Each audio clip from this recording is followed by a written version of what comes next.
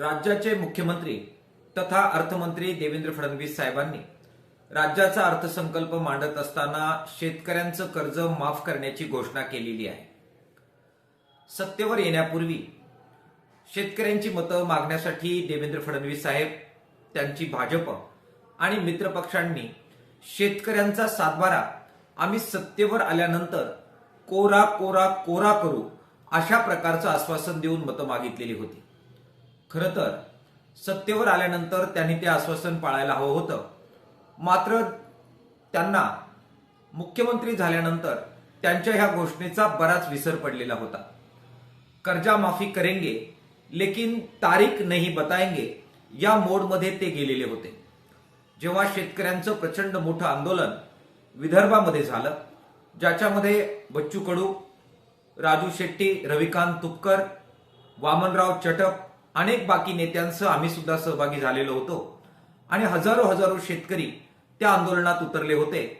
त्या आंदोलनानंतर जी बैठक झाली त्याच्यामध्ये त्यांना तारीख सांगावी लागली आणि 30 जून 2026च्या आत आम्ही कर्जमाफी करू अशा प्रकारचा शब्द द्यावा लागला. अर्थसंकल्प मांडत असताना त्यानुसार त्यांनी घोषणा केली आणि शेतकऱ्यांच्या कर्जमाफीची जी गाडी आहे ती काही प्रमाणात पुढे गेली. याचं किसान सभेच्या वतीनं आम्ही स्वागत करतो. मात्र असं होत असताना जी भीती आम्ही व्यक्त केलेली होती तशाच प्रकारे अनेक अटी शर्ती या कर्जमाफीमध्ये सुद्धा लावण्यात आलेल्या दिसत आहेत. उदाहरणार्थ, अर्थसंकल्पामध्ये कर्जमाफीची घोषणा करत असताना 2 लाखांच्या आतील कर्ज माफ केलं जाईल अशी घोषणा करण्यात आलेली आहे. मागच्या 2 कर्जमाफींचा अभ्यास आणि अनुभव आपल्या गाठीशी आहे. त्या आंदोलनांमध्ये आपण सगळेजण होतो, त्यामुळे आपल्याला या शब्दाचा अचूक अर्थ माहित आहे. 2 लाखाच्या आत कर्ज माफ करणार याचा अर्थ 2 लाखाच्या वर ज्या शेतकऱ्यांचं कर्ज आहे ते या कर्जमाफीचा भाग असू शकणार नाहीत. 2,10,000, 2,20,000, 2,25,000 अगदी एवढं थोडं जरी कर्ज जादा असेल तरी सुद्धा त्यांना या कर्जमाफीसाठी अपात्र केलं जाईल. किसान सभेच्या वतीनं आम्ही मागेही या बाबतीमध्ये मागण्या केलेल्या आहेत. लॉंग मार्च काढून सुद्धा याबाबत आम्ही आग्रह धरलेला आहे की 2 लाखाच्या आत तुम्हाला द्यायचे हरकत नाही. मग 2 लाखाच्या वर ज्यांचं कर्ज आहे त्यांना किमान 1 टाइम सेटलमेंट ही योजना आणा आणि 2 लाखाच्या वर जितकं कर्ज त्यांचं असेल 10,000, 20,000, 25,000 त्यांना ते कर्ज फेडून 2 लाखाच्या आतल्या कर्जाची जबाबदारी राज्य सरकारने घ्या अशा प्रकारचा मार्ग आम्ही सुचवत आलेलो आहे. यावेळी सुद्धा याचा विचार करावा अशी मागणी किसान सभेच्या वतीनं आम्ही करतो. बऱ्याचदा जे फळबागायतदार शेतकरी आहेत त्यांना 2 लाखाच्या वर कर्ज घ्यावं लागतं.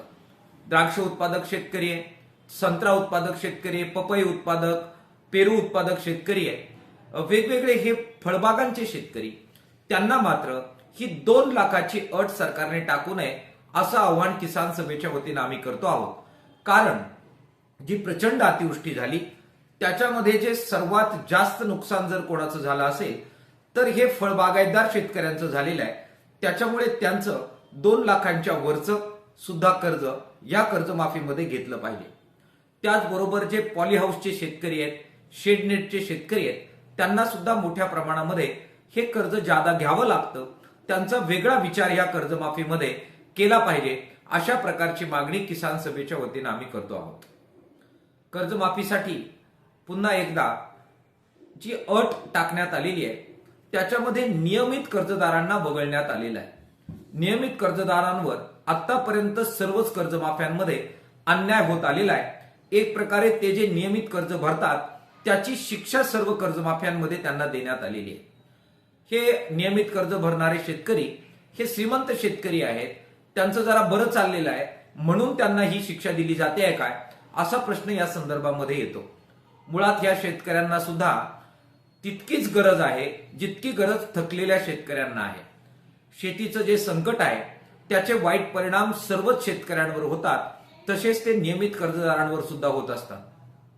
केवळ पुढच्या हंगामामध्ये कर्जमाफीचा किंवा कर्ज मिळण्याचा लाभ मिळावा यासाठी नवजुनं करण्याची भूमिका हे शेतकरी घेत असतात.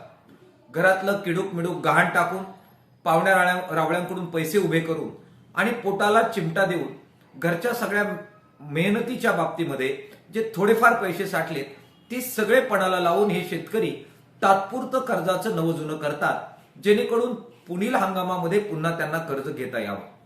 आता संकटग्रस्त असणाऱ्या अशा शेतकऱ्यांना केवळ त्यांनी कर्जाचं नवजुनं केलंय म्हणून जर अपात्र केलं जात असेल तर हा मोठा अन्याय आहे. 50,000 रुपयाच्या अनुदानावर त्यांची बोलवणूक यावेळी सुद्धा करण्यात आलेली आहे. मात्र मागील 2 कर्जमाफ्यांचा अनुभव काढून बघा. हे प्रोत्साहन अनुदान सुद्धा मागच्या कर्जमाफींमध्ये अनेक नियमित शेतकऱ्यांना मिळालेलं नाही. आणि त्यामुळे आम्ही मागणी करतोय की नियमित कर्जदार आणि थकीत कर्जदार असा भेदभाव न करता सर्वच शेतकऱ्यांना कर्जमाफीचा लाभ हा राज्य सरकारने दिला पाहिजे. तरच त्यांनी निवडणुकीपूर्वी दिलेल्या आश्वासनाला काही अर्थ राहील. आणि म्हणून बोला तैसे चाला अशा प्रकारची जी आपल्याकडे म्हण आहे त्या पद्धतीने सरकारने वागावं आणि नियमित कर्जदारांना सुद्धा संपूर्ण कर्जमाफीचा लाभ द्यावा अशी मागणी या संदर्भामध्ये आम्ही करतो आहोत. कर्जमाफीसाठी सप्टेंबर 2025 ची तारीख ही निश्चित करण्यात आलेली आहे. खरं तर 30 जून 2026 ही कर्जमाफीची तारीख डिक्लेअर करावी आणि त्याच्या आत ज्या ज्या शेतकऱ्यांना कर्ज घेतलेलं आहे त्या सर्वांचं कर्ज माफ करावं अशा प्रकारची भूमिका किसान सभा आणि सर्वच शेतकरी संघटनांनी घेतलेली होती. अशी भूमिका घेण्यामागे स्वाभाविकरित्या 30 जून 2025 नंतर आणि त्या दरम्यानच्या काळात जो पाऊस झाला त्याचा खरीप हंगामावर जो परिणाम वाईट झाला आणि त्याच्यामध्ये शेती खरबडून गेली, पिकं बर्बाद झाली, सोयाबीन, कापूस, फळबागा उद्ध्वस्त झाल्या, अक्षरशः गोठेच्या गोठे वाहून गेले. हे जे प्रचंड संकट शेतकऱ्यांवर आलेलं होतं त्याच्यामुळे जे कर्ज शेतकऱ्यांनी घेतलेलं होतं ते पावसामध्ये वाहून गेलेलं होतं, पाण्यात वाहून गेलेलं होतं. त्याची भरपाई म्हणून त्या सर्व शेतकऱ्यांना लाभ जर द्यायचा असेल तर 30 जून 2026 हीच तारीख कर्जमाफीची असायला हवी असा आग्रह आम्ही लावून धरलेला होता. मात्र आता सप्टेंबर 2025 ही तारीख डिक्लेअर केल्यामुळे आम्हाला भीती आहे की अतिवृष्टीमुळे ज्यांचं प्रचंड नुकसान झालं असे शेतकरी कदाचित कर्जमाफीच्या लाभापासून वंचित राहतील. ते राहू नये यासाठी या तारखेचा पुनर्विचार करावा आणि 30 जून 2026च्या आत जे जे सर्व बाधित शेतकरी आहे, संकटग्रस्त शेतकरी आहे त्या सर्वांना कर्जमाफीचा लाभ द्यावा अशी मागणी किसान सभेच्या वतीनं आम्ही करतो आहोत.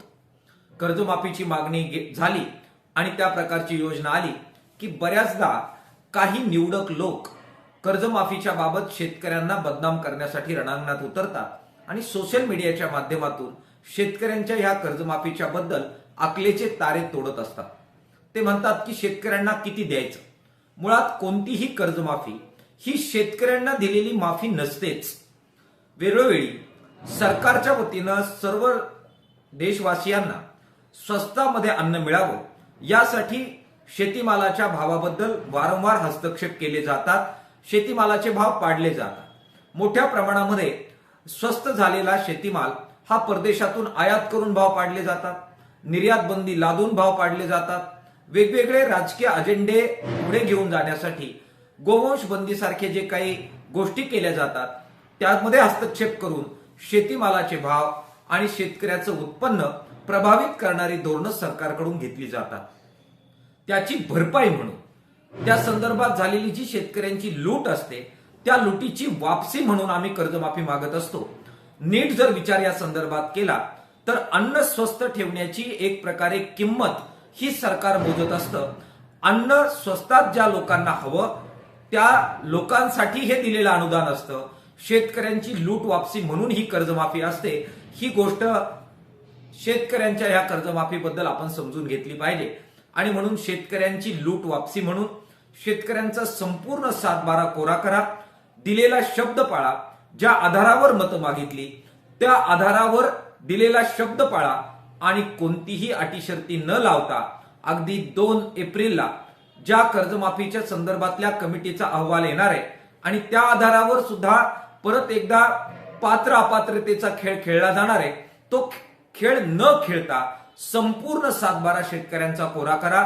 नियमित कर्जदार आणि थकीत कर्जदार असा भेदभाव न करता 30 जून 2026च्या आत सर्व शेतकऱ्यांना कर्ज माफ करत दिलासा द्या अशा प्रकारची मागणी किसान सभा आणि तमाम शेतकऱ्यांच्या वतीनं आम्ही करतोय.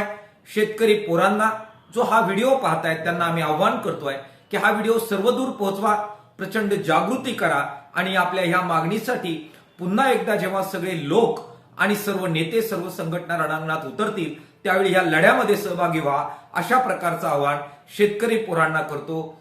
धन्यवाद. शेतकरी एकजूट जिंदाबाद, इन्क्लाब जिंदाबाद.